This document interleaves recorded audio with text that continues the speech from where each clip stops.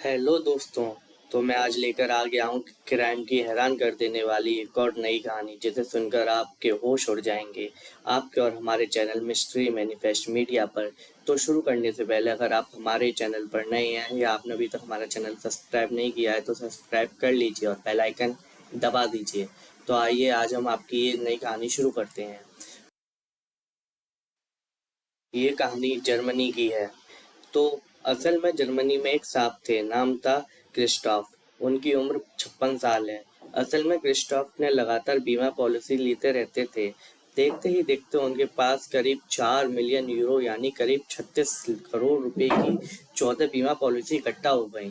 तो अचानक क्रिस्टॉफ के मन में लालच पैदा हुआ और उन्होंने बीमा पॉलिसी की उस रकम को पाने के लिए अपनी बीवी ओलन के साथ मिलकर एक शानदार प्लान तैयार किया।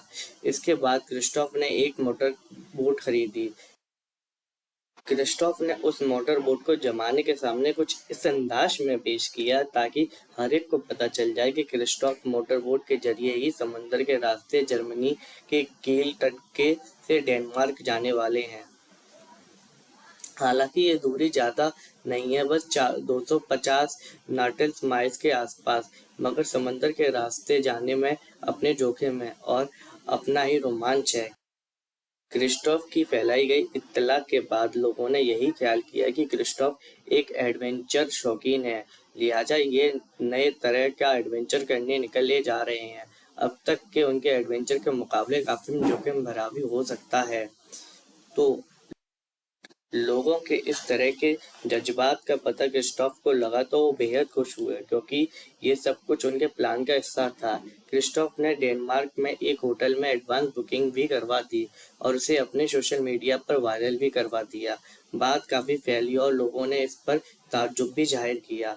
इसके बाद क्रिस्टोफ की तरफ से ये खबर भी सोशल मीडिया पर खूब पढ़ी गई कि बाल्टिक सागर से वह अपने सफ़र पर निकल गए। इस रोमांचक यात्रा में अचानक एक टर्निंग पॉइंट आया जब अचानक सोशल मीडिया पर यह खबर तैरती दिखी लोगों ने कि क्रिस्टोफ की मोटर बाल्टिक सागर में डूब गई और उनकी लाश के लिए तमाम गोताखोर लगे हुए हैं।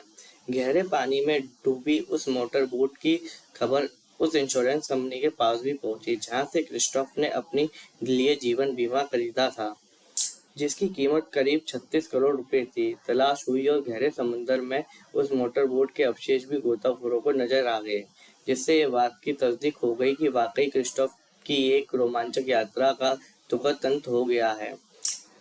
हर तरफ क्रिस्टोफ की मोटरबोट की चर्चा होने लगी। इंश्योरेंस कंपनी भी अपने ग्राहक की बेवक्त मौत को लेकर हैरान और परेशान था। हैरान हादसे को लेकर और परेशान ये कि उसे एक मोटी रकम अपने ग्राहक के परिवार को देनी पड़ेगी।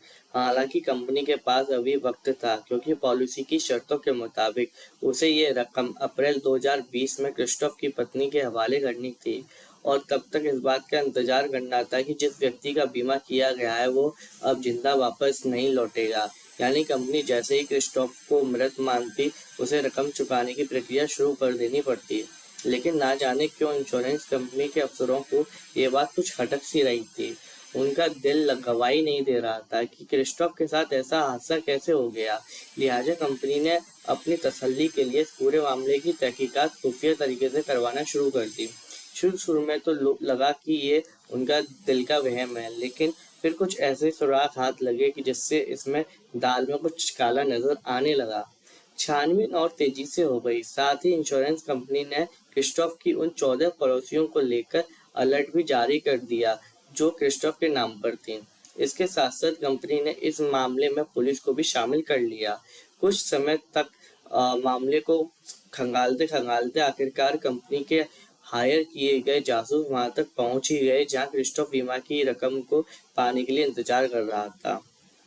हुआ ये कि जब इस मामले में पुलिस को शामिल किया गया तो क्रिस्टोफ को भी इसकी भनक लग गई।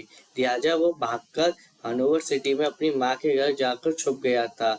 वहां उसे कोई पहचानता भी नहीं था, लेकिन पुलिस के अपने कदमों के निशानों का पीछा करती हुई हनोवर सिटी तक जा पहुंची और क्रिस्टोफ को आखिरकार दबोच ही लिया गया।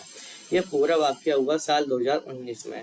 पुलिस की गिरफ्त में आने के बाद क्रिस्टोफ को कोर्ट में पेश किया गया और तब जाकर पूरा किस्सा सामने आया और क्रिस्टोफ यानी जर्मनी के बंटी की चालाकी खुल गई। कोर्ट ने पति पत्नी के प्लान पर पानी फेरते हुए दोनों को फरेब से बीमा की रकम हड़पने के लिए साजिश रचने के इल्जाम में क्रिस्टोफ को 3 साल 2 महीने की सजा सुनाई, जबकि उसकी पत्नी को साजिश के साथ देने के इल्जाम में 2 साल की कैद की सजा सुनाई।